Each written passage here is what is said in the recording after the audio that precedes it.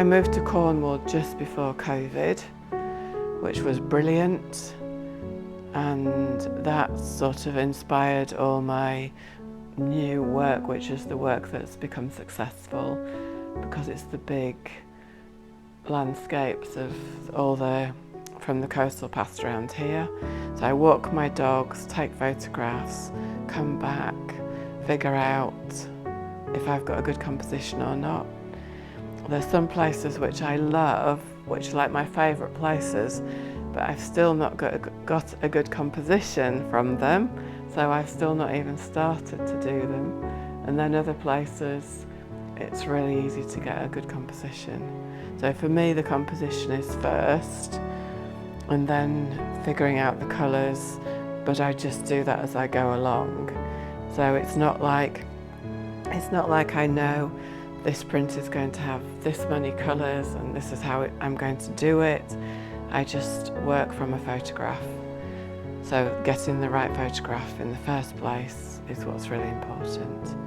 And then I look at the photograph and see whatever is going to stay the white of the paper, and I cut that out.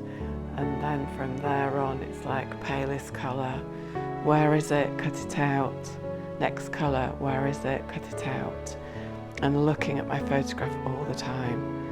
And I draw on my lino with a white crayon to where that colour is, and then cut that out. So it builds up very slowly.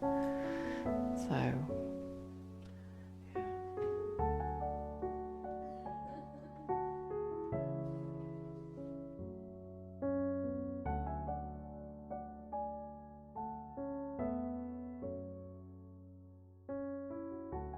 Yeah, I'm not from a printmaking background, I'm from fashion and textiles. I think that does have a lot to do with how I work on my compositions, because I don't have a printing press and it's all done by hand.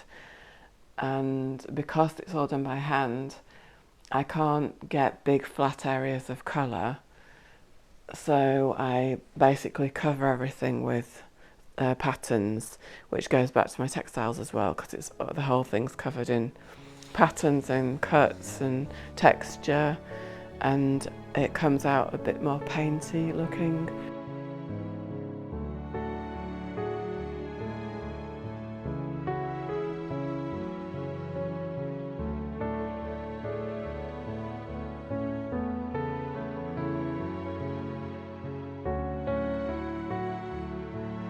Last winter I did the largest print I've done, which was a rock pool, and there were so many colours and so many things happening in the rock pool, because you've got the surface with the light and the reflections, and then you've got the under water and the seaweed, and where the seaweeds touch the surface, so it's caught the sun and it's a different colour from it underneath. And could I get the depth in the rock pool, and with so many colours to play with. So the paper arrived on a pallet, and I looked at the paper for 2 months on the pallet before I thought, I'm not sure I can do this, because it was so big. Big challenge. Yeah, and then having to manoeuvre the lino on my desk because it was so big, and then whether or not anybody would buy it. Here's the line. So this is what's left of the lino. So this is the last colour. So this is a giclée print, because all the originals are sold, but so it's smaller, but that's how it turned out. But I learnt a very big lesson doing rock pool, and that is that you can do anything. There's your Everest. Yeah, so I'm kind of like, now, if I've got a good photograph, I know that if I follow my way of working, that in the end I'll get there. You will get there. Yeah. This one's proving to be a real puzzle.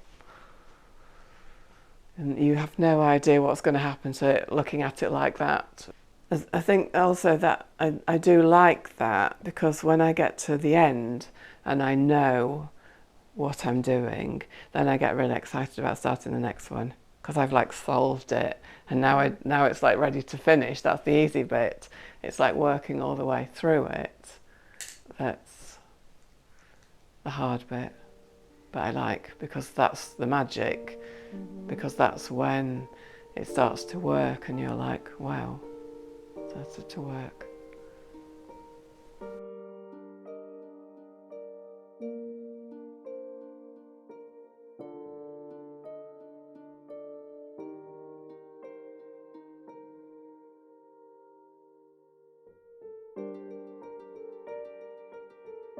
I'm from Yorkshire. I always wanted to be a fashion designer, which is why I did fashion and textiles and went to St. Martin's. I've moved around quite a bit. Before I came to Cornwall, I was living in Shropshire for about 16 years with my kids. All grew up there and were at school there and everything. And my parents lived on the west coast of Scotland at Crinan, which is absolutely gorgeous.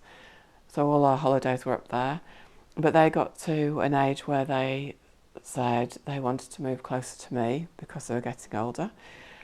I had a friend down here who I'd visited quite a bit, and I had a kind of moment when I thought, you don't have to be on holiday in Cornwall, you can live in Cornwall. So basically I was like, Mum and Dad, you have to move to Cornwall.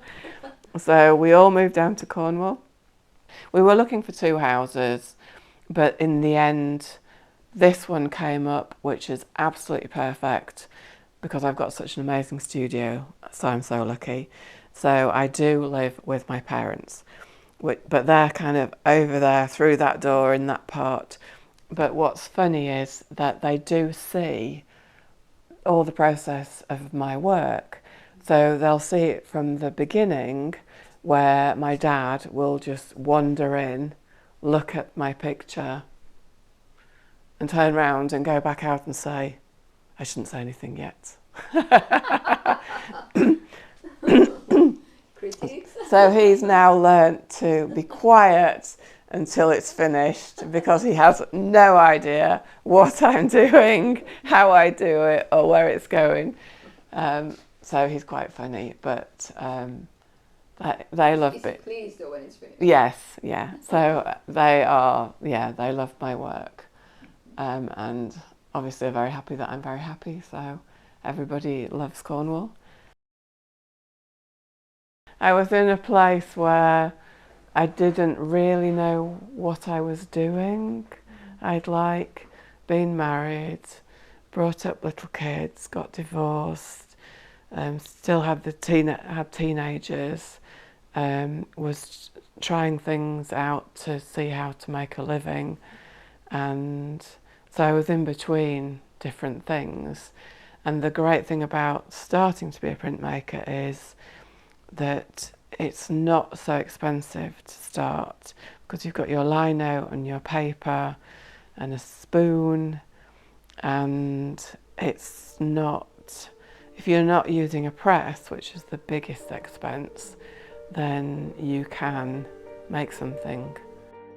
No, it wasn't until I got to Cornwall that I think it really opened up the whole how much you can do with lino, and how many colours you can use, and just the whole big effect. So I was going to say that one of the best things that happened to me, I think, to do with my work, is that I got into the Cornish Craft Association. They've got an absolutely gorgeous gallery at Trelissick National Trust property, and when your work is on the wall of an amazing gallery, then you have to take yourself more seriously. I'm in a gallery in St.Ives, Art Space Gallery, with 6 other artists. So we all do 1 day a week each in there, which is fantastic, works really well. And it means that I'm got 6 days that I can work and 1 day that I'm there. And one person said, it's all right for some, isn't it, just working 1 day a week? And I was like, no, this is my day off. This is my day a week off. The other 6 days are the days where I'm like working, and but it's great to be in the gallery and get feedback and meet people that like your work. So you're still in touch with what you're doing and how it's being accepted and seen. Sometimes people don't understand what an original print is, so they might come in the gallery and look at the prints on the wall, which are like 3 of 14 or something, so they think it's not original because there's 14, and you have to explain that no, all 14 are original, like hanging up here like this, because each one has been printed by hand and there's tiny differences, and yeah, just explaining that.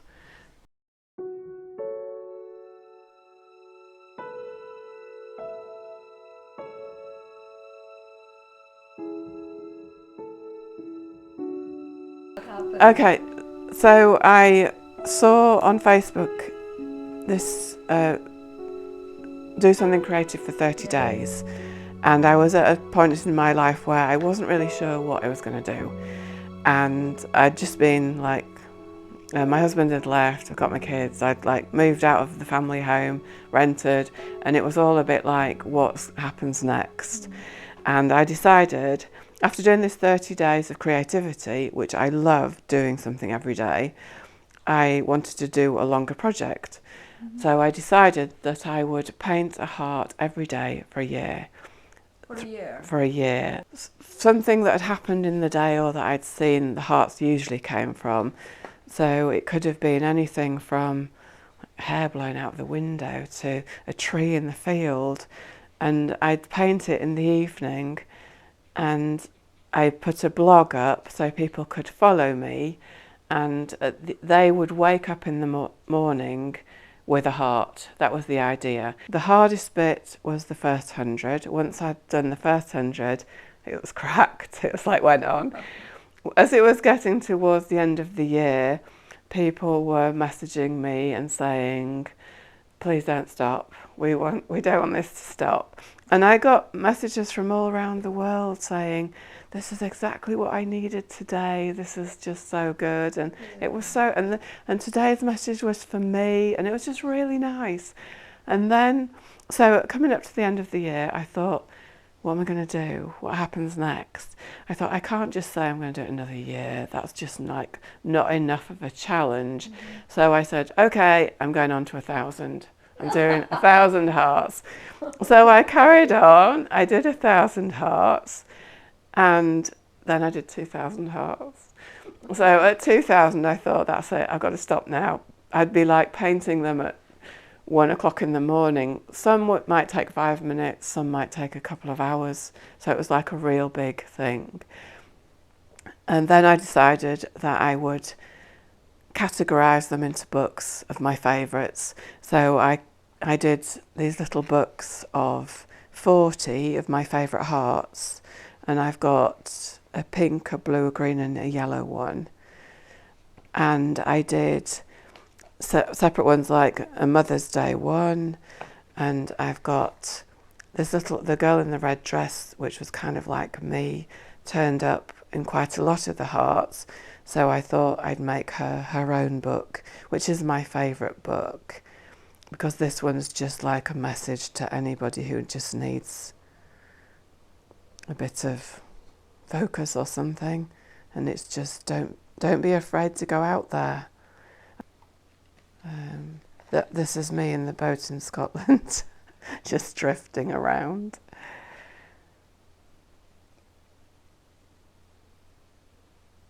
So it's almost like looking at a diary now when I look at them, because I know like how I was that day, you know.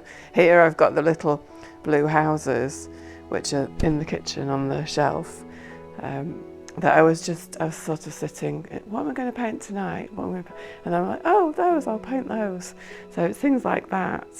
I've got a spider plant somewhere that's all little hearts.